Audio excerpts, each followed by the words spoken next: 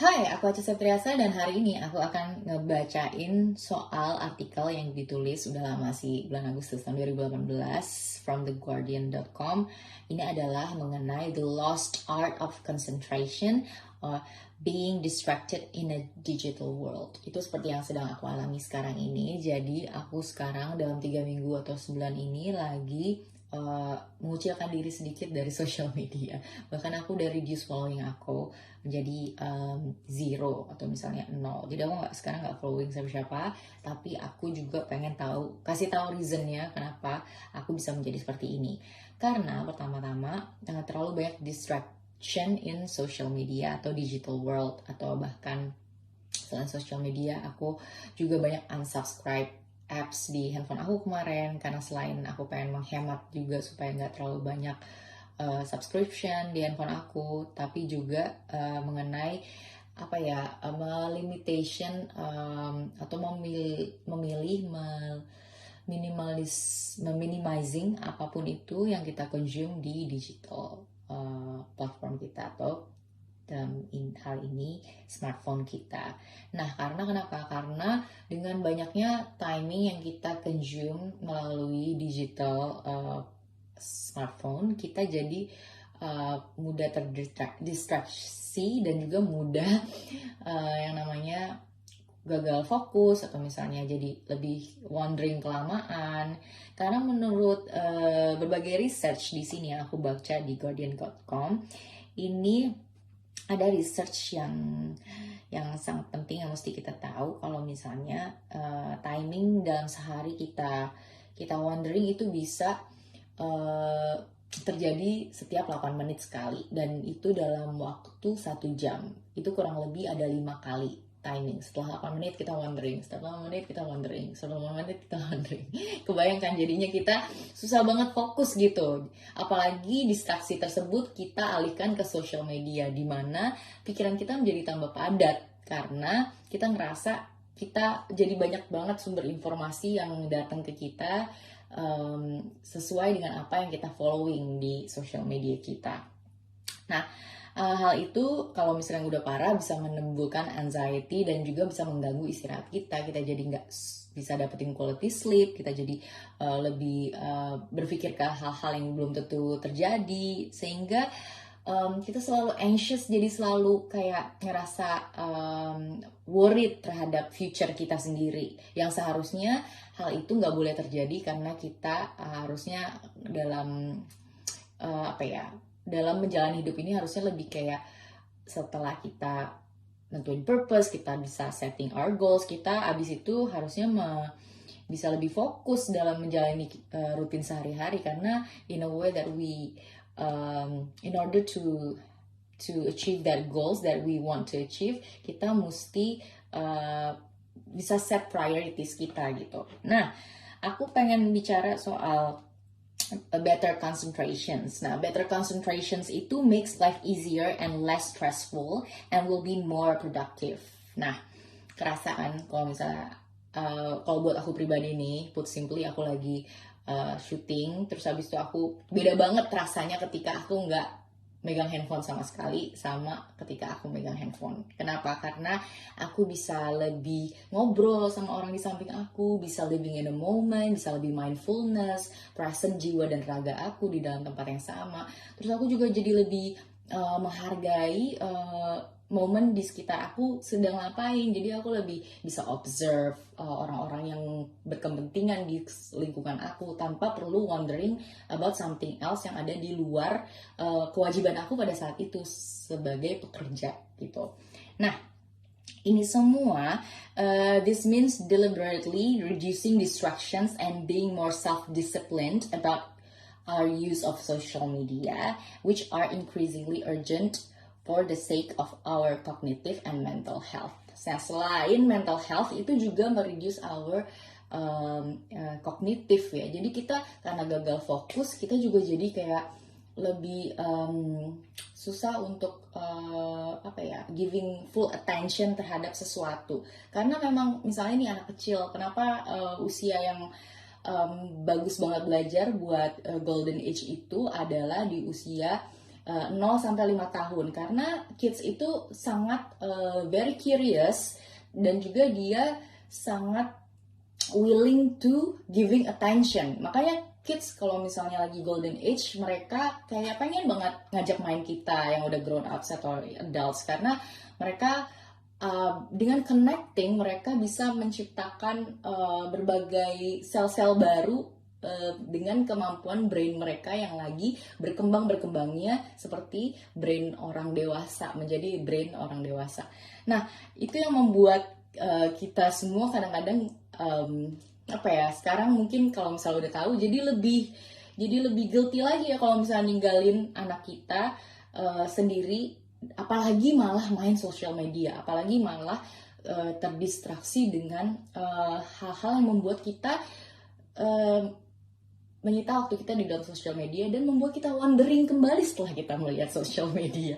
Nah, itu dia yang sebenarnya adalah yang dinamakan smartphone alerts. Nah, jadi smartphone alerts ini perlu kita harus taking our social media apps off your phone. Jadi kamu benar-benar harus pilih-pilih apa aja yang berguna apps-nya buat kehidupan kamu sehari-hari. Misalnya kayak kamu memutuskan social media tapi kamu tetap fokus di Twitter, atau misalnya kamu tetap fokus di social media yang ada informasinya gitu. Nggak sekedar cuman hanya tahu personal life dari teman-teman atau orang-orang yang jauh atau dekat dari kamu. Tapi kamu juga jadi kamu tahu gitu untuk kapan kamu bisa berhentinya, karena kayak nggak adiktif kan. Kalau misalnya kita terlalu follow orang banyak di sosial media, hal itu bisa jadi salah satu penyebab kamu jadi adiktif atau addicted sama social media, karena kamu scrolling ke bawah, tapi karena following kamu 1.500 atau 1.400 orang, itu nggak selesai kan. Cuma kalau misalnya following kamu ternyata di bawah 100 orang, mungkin yang update dalam sejam orangnya hanya 2 orang atau 3 orang, sehingga kegiatan itu menjadi sangat membosankan. Nah, itu juga mungkin kenapa kemarin pas aku lagi reduce following aku di social media, Instagram tuh kayak nggak mau aku unfollow semuanya gitu. Jadi ada sistem di mereka yang harus unfollow sedikit-sedikit. Jadi sekitar 50%, 30%, 30%, 30%. Jadi aku nggak bisa langsung unfollow semuanya. Dan ketika aku unfollow semua sampai 0 pun, Instagram dengan gencarnya algoritmanya itu memberikan aku explore tentang teman-teman yang aku unfollow itu. Jadi kayaknya semua itu udah mekanismenya bagaimana mereka mengendalikan attention kita di dunia maya gitu ya. Ini kurang lebih sih sebenarnya menurut aku agak menyeramkan ya, karena kan mereka dapat AdSense atau misalnya dapat uang dari sumber pencarian mereka adalah melalui data science yang setiap dari kita ngelihat sesuatu itu menjadi riset mereka melalui sebuah data. Sebenarnya apa aja sih yang kita suka lihat di social media selama kita scrolling time itu. Nah, mungkin ketika kita unfollowing something atau misalnya explore kita juga nggak lihat dan kita nggak explore dengan dalam, jadi mereka kehilangan timing untuk nge-track kita sebenarnya apa sih yang kita suka lihat gitu. Sehingga sekarang agak bias gitu kalau aku buka social media tambah sesuatu yang sebenarnya aku nggak suka, jadi tambah aku nggak ngeliat lagi gitu. Nah, itu jadi bagus ya untuk practice concentration of by finding things to do that specifically engage you for a period of time to the exclusion of everything else. Nah, the 5 more rule. Oke. Yang pasti kalau misalnya kalian pengen keluar dari jerat sosial media seperti yang aku sekarang lagi menjalani masih gitu, aku belum kayak sepenuhnya lepas, tapi itu bisa juga dengan meditasi dan fokus. Nah, untuk facilitate greater concentration, kalian harus mulai meditasi yang simple, kayak misalnya duduk tegak, terus habis itu merasakan nafas masuk, nafas keluar. Terus kalian juga bisa dengan breathing yang lebih bagus, dengan form yang lebih baik, kita juga jadi bisa mengendalikan pikiran kita lebih tenang. Terus habis itu daily practice ini membuat kita bisa lebih lebih bisa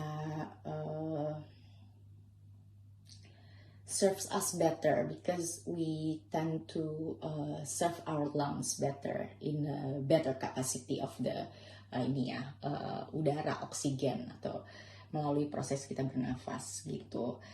Nah, kalau misalnya kita berpikir sesuatu yang nggak perlu, kita jadi expend unnecessary muscular energy. Nah, itu bisa mereduce our oxygen intake per breath gitu. Nah, ini sangat berhubungan sekali ya. Jadi kayak apa yang kita pikirin sama apa yang sebenarnya mengconsume mind kita, sehingga kita jadi kayak lebih anxiety atau lebih jadi kayak lebih nggak tenang. Itu mengkonsumsi pikiran, dan juga physically kita jadi drain banget. Jadi kayak mudah lelah, mudah capek, tapi padahal nggak ngapa-ngapain. Terus kayak juga jadi lebih capek sebelum melakukan hal tertentu. Sebelum kita journaling aja kadang-kadang kita udah kayak udah capek dengan kegiatan kita di smartphone kita kayak gitu, sehingga kita susah fokus. Nah, kita juga bisa physical exercise, bisa sleep, dan juga bisa reading for pleasure, boleh juga. Terus bisa memilah digital apps yang berguna buat kehidupan kita sehari-hari, sehingga kita bisa menarik benefit dan mencari alternatif activities yang lebih bermanfaat buat kehidupan kita. Terus juga untuk meningkatkan health and well-being, kamu juga bisa watching the clock. Kenapa watching the clock? Karena every time your concentration is interrupted by a stray thought, wait until the second hand is the 12 again and start again. Jadi kayak kamu bisa watching the clock moves terus sampai 12, terus habis itu kamu bisa fokus lagi. Katanya sih gitu. Aku belum pernah coba sih. Kenapa harus watching the clock? It's very interesting. Karena menurut aku kalau misalnya kita udah bisa produktif di hari-harinya, walaupun kita lagi nggak terlalu sibuk, tapi kita bisa menggunakan time kita dengan seksama untuk sesuatu yang lebih berharga demi perkembangan mental dan fisik kita.